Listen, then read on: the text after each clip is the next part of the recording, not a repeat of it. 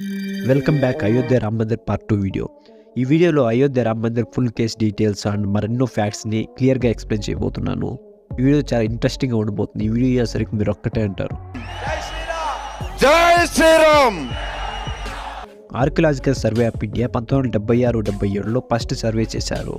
బబ్రీ మసీద్లో ఆ ఏఎస్ఐ టీంని లీడ్ చేసింది వచ్చి బీబీ లాల్. అదే టీంలో కేకే మహమ్మద్ అనే ముస్లిం ఆర్కియాలజిస్ట్ కూడా ఉన్నారు.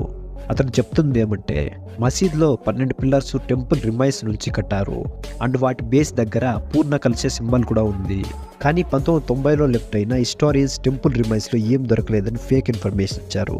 అందుకే 2003లో సెకండ్ సర్వే చేశారు.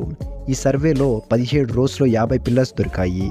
అవి ఒక పెద్ద టెంపుల్ స్ట్రక్చర్ అని అండ్ అవి కూడా 12th సెంచరీకి సంబంధించినవని తెలిసింది. ఇది అష్టమంగళ సింబల్లో ఇది ఒకటి. ఇవి 12th 13th సెంచరీలో ప్రతి టెంపుల్లోనే ఉన్నాయి. ఇది హిందూయిజం